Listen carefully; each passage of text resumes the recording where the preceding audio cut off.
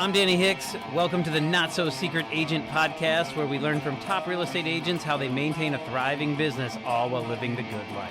Ginger Walker, welcome to the Not So Secret Agent podcast. Thank you so much for doing this. I really appreciate it. I'm excited. And I can't believe we haven't met before. So this is exciting for me to meet you this way.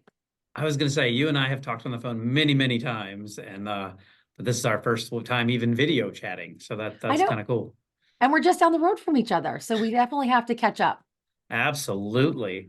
So tell me a little bit about how you got started in this crazy world of real estate. It was totally by accident, not by design. I always say that. I actually was in pharmaceuticals. I worked in New York City, met a guy. He moved me to the Quantico area for a government job. And I couldn't do what I was doing before. I ran a big region for a big pharma company, and I was based in New York City and Paris, ironically. And so I couldn't do it from Stafford, Virginia anymore. And we also decided that we were having a family and I was going to be a stay-at-home mom. And eventually I decided that I really loved being in sales and I needed to find a way to get back into sales. And some friends were selling real estate. And the next thing I knew, I joined real estate. My friends, no longer were selling real estate, and I fell in love. And I've been doing it since January 2008. When the market went like this, I jumped in with 2 feet and I've never left. So Ginger in the city to Ginger selling the houses. Yes. I like Yep. it. Yeah. It's a lot of fun. I love what I do. So that's why I do it. So you go from being a solo agent, not knowing what you're doing, to building a team. Tell me a little bit about how you got there. So 2008, I actually was in a new agent class with the brokerage I was at. And ironically, I was sitting next to someone and I said, we need headshots, right? We're supposed to go get headshots. That's the thing for the business card. So we ended up taking one picture together and she and I became a team, just the two of us, because we were, I would say dumb and dumber, not really, but we were brand new. And she was brunette. I'm blonde-ish, sort of naturally, of course. And the clients would call us salt and pepper. And so we teamed up. And my husband moved us overseas for a couple years. For 2 years, we lived in Rome. So I did all the back end. So I learned how to do a lot of the operational stuff. She was boots on the ground showing property here. And then when I came back, her husband was military and actually had retired, and they were moving as away as we were moving back. And so I moved brokerages, came to where I am today, and I accelerated. I just put my feet both into it. I started like really paying attention to my numbers, cultivating past relationships, which I didn't do at the beginning. And then I realized, wow, not only do I love what I do, but I'm really good at it. So I ended up, go ahead. I would say it's amazing how those two go together, right? Yeah, yeah. I mean, and when you love what you do what you love. I mean, how could you not be successful, right? So I ended up as number one in the brokerage, whatever that means, and sales and volume and all that good stuff. But I got to a point where I had more business than I had the ability to do. And so I got to that point of, do I start just giving it away and taking referrals, or do I grow a team? And I found like-minded people and I grew a team. So in 2018, I went from a solo agent to starting Give Back Team. And so I've been running Give Back Team ever since. So, and then that leads me nicely into the why question. So it's the give back team. So why do you do what you do? And I'm sure that there's something there. So when we lived overseas, there was another family who had kids the same age as ours. And our youngest at that time was in kindergarten. And his friend, who was a mutual friend, a family friend of ours, was diagnosed with Duchenne's disease. And unfortunately, after we all moved back from living in Italy, he passed away. But before that, when we moved back before them. I was standing, I'll never forget, I was standing in my bathroom. My husband was on one side and I was on the other, and I was brushing my teeth. And I was trying to think of, now I'm a solopreneur. I had just moved back. I was giving of my time. My friend had started a charity. I was known as the Give Back Girl because that was the nickname I had gotten. And I said to my husband, I said, I want to flip my business model upside down. And I want to come from a place of giving. I was already doing it. I didn't realize what I was doing. And actually, in fact, someone had given me this nickname of the Give Back Girl. So I had started the business model of giving. And when I got to the point of the team, my goal was to have like-minded people that were like me. And so we donate back to the charity of our client's choice after each closing. They get to pick the charity, which is pretty cool. I learned not to do a percentage, which some people do, but as a business model, I realized that a $150,000 property versus a $1.5 million property, the charity, in my opinion, still was worth the same, right? So, Yeah. if you do a percentage, you're not giving the same amount. So we went to a flat amount. And we do a lot within the community. So, I pay for Clear the Shelters every August. There's a lot of different things that we do with charitable organizations in our area. And so in 2018, when I started the team, I was finding like-minded people that were like us or like me. And so Give Back Team, Give Back Girl, went to Give Back Team, and it was like-minded people that were just like me. So part of the why was because when I was standing there brushing my teeth, and I said to my husband, wow, we have a charmed life and it's not perfect. And there, our kids, we have two healthy kids, which I know I was very lucky because looking at my friend's family, her son, and I looked at my son, and I know how sick her son was. And I looked at other families and you compare yourself, and I'm thinking, life is not so bad, Right. even for the bumps and the speed bumps in life. Like there's always someone who needs help, and you're always if you're in a position to help someone else, then why not? And so when I turned around, because our sinks are back to back, and I turned around and I said to him, I'm going to give away money. And he just looked at me and he goes, did you bump your head? What just happened? And I said, no, I'm going to flip my entire business model. And so to answer your question a little long-windedly, that's why I do what I do. I want to make an impact, spread kindness. And the hashtag we use is do good things. And so that's why I do what I do. And ultimately, obviously, I do it also for my family. Of course. So let me ask this, business model wise, Mhm. what did this do for the business and what does that look like? How were you able to leverage the good you're doing because you're not doing it for a wrong reason. But at the end of the day, if we're not in business next year, then we didn't do any good. True. So the unique thing is, when we look at pillars of business and where are you spending your time and your money and your resources? I actually never looked at giving back as a pillar of business because I always wanted to feel like I was giving and not asking for anything in return. Right. And that's the way I always look at it is if you're truly doing this from the heart and you want to give, don't expect anything back. Sure. But I always use this analogy of the ripple effect of kindness. When you throw a stone in a pond, what happens? The ripples go out, right? And that's really what the whole business model is to throw the stone and make the ripples go out.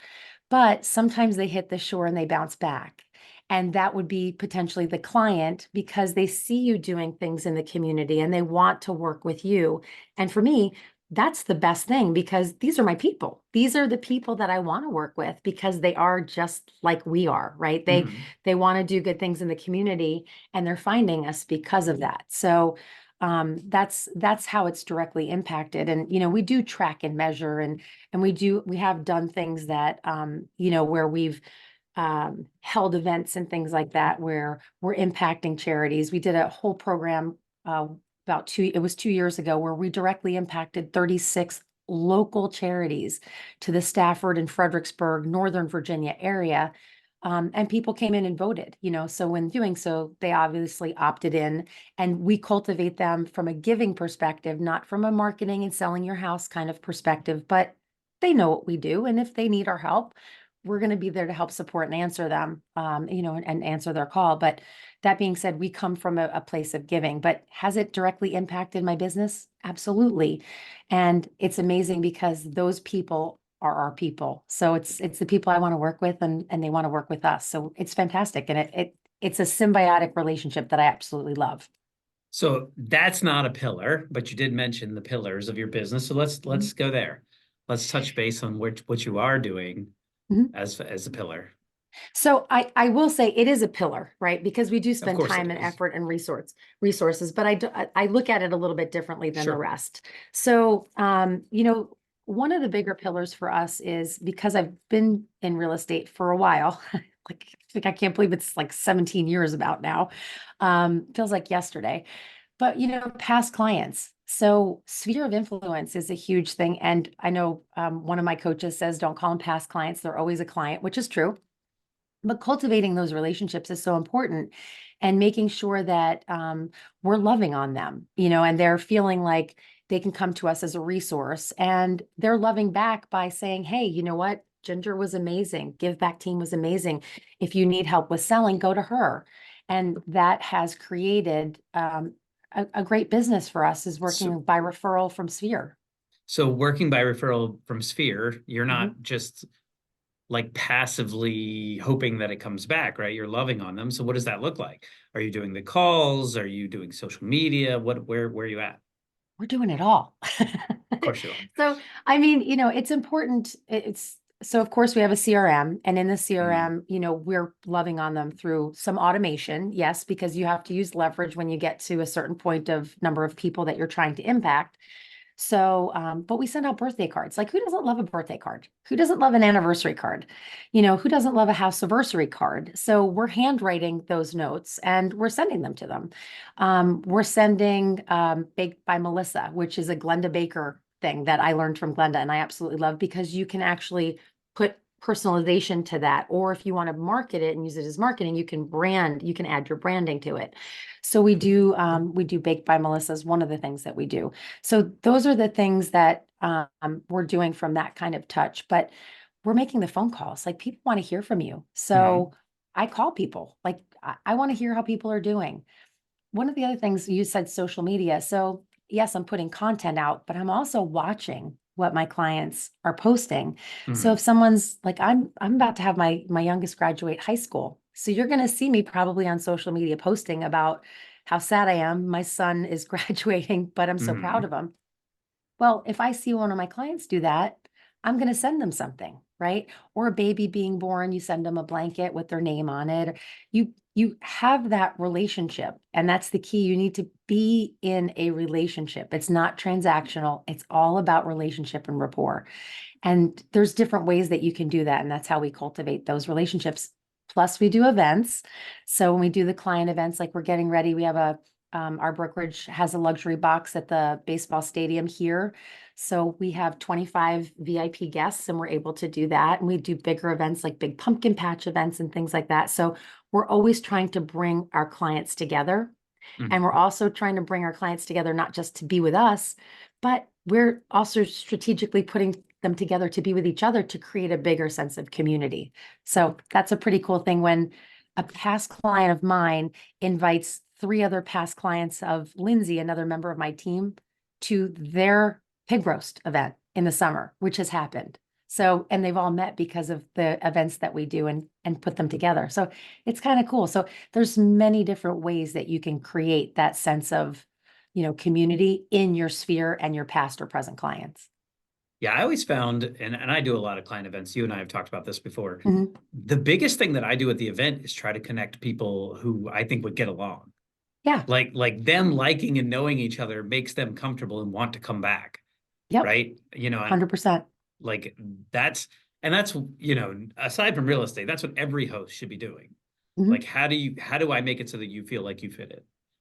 You know. Absolutely. Because and especially with buyers that are moving here, they don't know anybody. They don't really, we're in a big military area. So if things start shake, rattling, and booming, it's because I'm right by Quantico. But so we do have the military community. That is a slightly tighter knit community, but not everybody's military.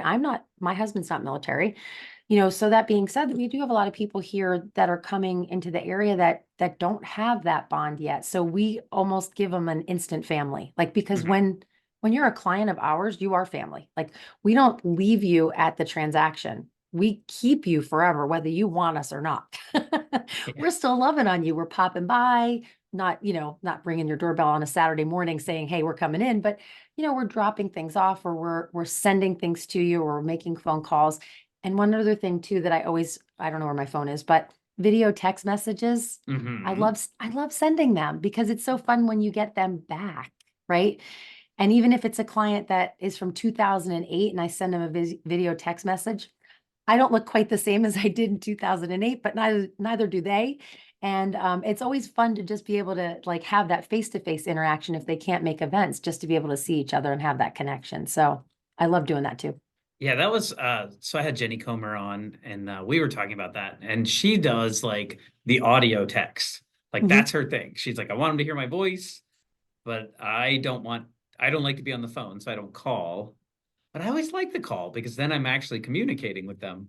Like I feel like Mhm. that's one of the short of like being face to face, that's when I have the most of their attention and we're actually like I can hear them and ask the follow-up question, you know what I mean? And Right. kind of get to really what's going on and get that relationship. What do you think on that? Is there a So I, I like the video. I like the idea of the voice for sure. I think, I kind of look at things in like order of how I would like to be communicated with or how I would Mhm. feel most connected to you, right? And so the team and I, we always talk about like what's the best way to communicate. And for me, if we're talking about a lead or a new potential client, it's one way. If we're talking about a past client that we want to keep in touch with and love on, it's another way, I think. Slightly I was different. just say elaborate. Yeah, well, because even with a new potential client, one of the strategies, and I would give credit where credit is due, and I can't remember exactly who said to do this first. It might have been Tom Ferry, but I'm not sure. But so it was take your phone and send a video text message, like Mm, make the phone call, right?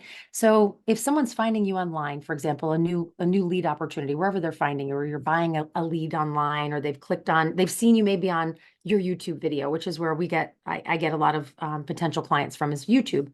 So they see me already. They're hearing me, they're seeing me, I'm animated or whatever, but they haven't actually talked with me yet. So if I have the opportunity to have that conversation with them on the phone, that's great. But if you can follow up with the voice memo, like not the voice, the video memo, like the video text message mhm. afterwards, now I'm personalizing it to you. And I know it's like one to one, and there's AI that can change your face or change the name coming out of your mouth and that stuff. I haven't dabbled in that yet, Mhm. to be honest. But if you can send something like that, now I feel like, wow, you really are connected to me. Like you took the time to have a conversation, but then you followed up with a, you know what? Hey, it was so nice to talk with you. I'm excited to meet you. I know we planned on meeting at 123 Banana Street at 3 o'clock on Friday. I'll send you a confirmation, but I just wanted to send you a quick thank you so much for taking the time to speak with me. Looking forward to meeting you on Friday. It's Ginger. Talk to you later. Like just something really quick. But with my past clients or my present clients, I love doing that too. And like, coming on a holiday weekend or their birthday or something like that. Like it is funny to get someone who sings. I'd rather get someone not the happy birthday to you like on my voicemail, but if you send me a video text message like I see you smiling, that's going to make me smile even more. So the video is, in my opinion, better than the text or the audio. So in my world, it would be the actual conversation first on the Right. phone. Then after that, it would be the video text message. That would be the second one. I haven't integrated the audio text, but I kind of like that. So I'd put that right under video. And then it would be text message and then it would be email. Because I don't know, email is, I think, the least personal Hmm. of all of it. And I think we're on our phone so much doing this that I think email is probably the last thing I personally open. So if you shoot me a text, I'm probably more apt to respond to it faster. So in communication, I would say that's probably the style that I would probably gravitate to. And that's what I do with my clients and even with our opportunities. I don't want to call them leads because that sounds so impersonal. Yeah. So so we talked about Sphere, we talked Mhm, about events, mhm. we talked a little social media, we could talk to give back. Anything else you want to touch on that you do to stay in front of clients, past, present, or get new clients? So I would say that the key for us is just to be seen. So, excuse me, if you're a secret agent, I know people talk about don't be a secret agent, but if you're that agent that's afraid to either pick up the phone, do the video, get on Instagram, do a Facebook post, whatever, um, that's where you're going to have a hard time, right? So for us, one of the pillars, the other pillar of business is social media. So I have I'm on the radio right out of Fredericksburg, Virginia. I get on the radio and I have a segment called Ask the Realtor. I go on B101.5 and I answer questions. And so I get on the most popular drive time. And so people are hearing my voice. So going back to audio, right? That's all audio. But I flip around and I also record that. So you're seeing me afterwards and you're seeing the DJ that I'm on with and inside the studio. So you're getting to see all of those bits and pieces. So the social media piece, or I don't even like calling it social media because it's bigger than that for us, is the being seen piece is so important, because that's where people are getting to meet me or meet part of my team. And that's where we're getting lead gen coming in. So it's not just social media, it's actually the being seen piece. So it is YouTube, it is Instagram, LinkedIn. We just got a lead from LinkedIn the other day, which was like, wow, okay, that's pretty cool. TikTok, which I don't do a lot on TikTok. I kind of stepped back from TikTok a little bit, just because I'm overwhelmed with sometimes the apps, and I gravitate to Instagram. That's my jam. Facebook. So you can be kind of a little bit everywhere, but make sure you focus on something. Right. Yeah. But pick one. But that is a big thing for us. And now I'm also doing something with American Dream TV, where every other month I'm recording an episode that's airing on TV. It's on Roku and Tubi. But it just aired on the CW, was our last episode that we did in Fredericksburg. So things like that for us is a way that I'm also trying to be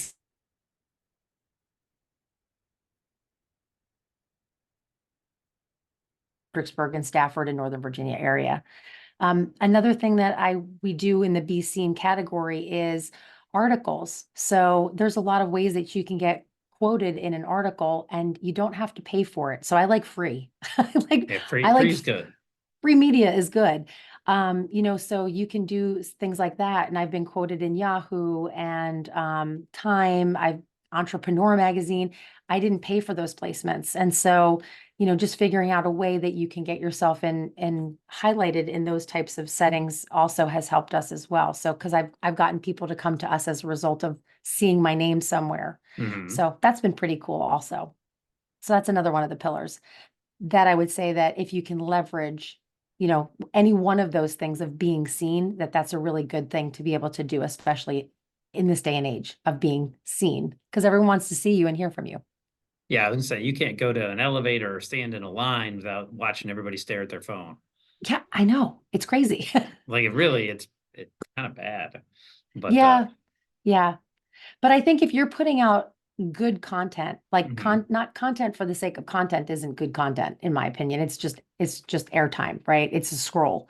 So I think, if you're putting out something valuable where you're becoming the resource, that's the key. And, that's what we try and do. So we come from a place of looking at trying to show the lifestyle of the area before we show, like, you can live here, but I want to show you why you want to live here. I want to show you Stafford. Like, what is there to do here? Like, why do you want to live, work, and play in Stafford, Virginia? Or why do you want to live, work, and play in Fredericksburg? Or for you, why do you want to live, work, and play in Richmond? You're just down the street, right?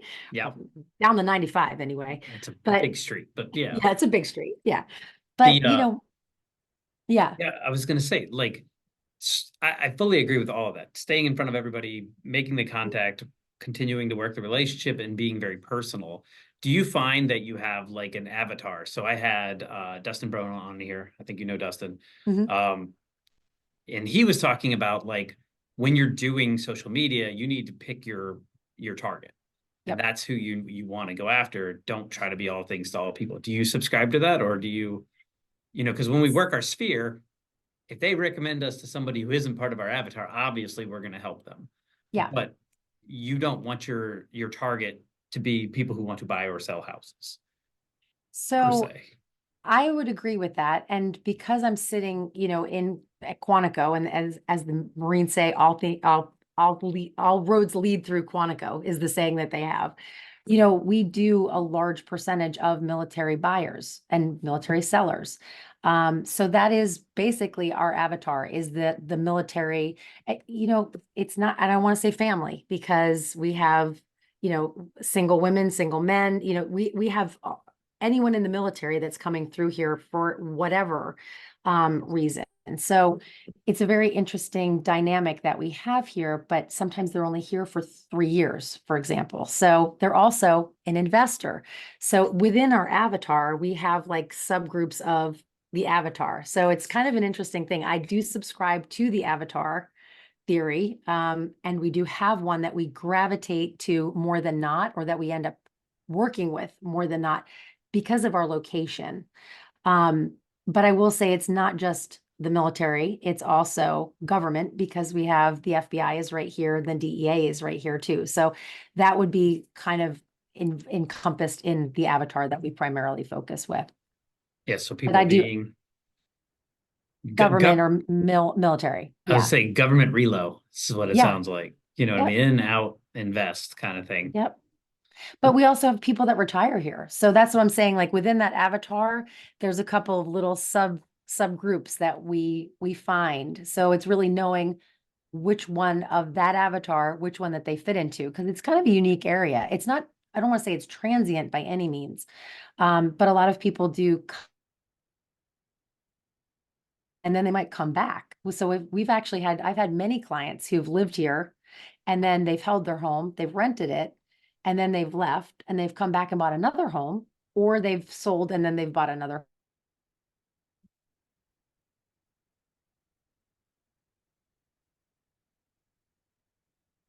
and then left and then come back. So the avatar is pretty interesting that we work with. Very cool. Well, we are just about out of time, but I do want to get into a couple of little fun questions with you. Yeah. What is your favorite takeaway from an event? Oh gosh, from an event? Any kind of event. Doesn't have to be a real estate conference, anything. All You right, walked out well, and you said, I get this. This I like. so the last event I was at was down in Orlando, and I would say that when I walked out of that event, I will say that I sat in one, and it was the AI piece of everything. Like I had mentioned about the mouth, like changing, and how you can say, like, instead of saying hi Jim, it's like hi Jennifer. That kind of blew me away, like some of the technology piece. So Mm-hmm. I'm on board with all of that. Like I'm on board with like trying to keep up with like that, the AI piece of things. So that kind of blew me away.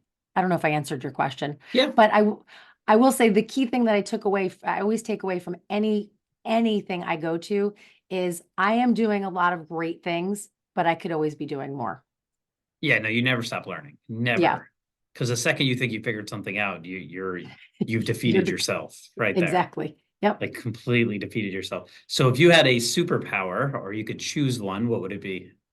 I would take myself and 10x it. There would be 10 gingers. That would actually be my superpower. Would your I husband need like this superpower? No, I'm just kidding. probably, because yes, probably. Okay, I'm checking. Because he would have one of me that I wasn't always on the phone, Maybe. right? Or would you all be on the phone? You know what I mean? I would leave one behind, just Okay, one. that's fair. That's fair. Okay, Yep. tell everybody where they can get a hold of you and what markets you serve. So you can get a hold of me. The best place is Instagram, because that's my jam, and it's at the Real Ginger Walker. And my team and I service Quantico, Pentagon area. So anything Northern Virginia, Stafford, and Fredericksburg is basically where we live, work, and play.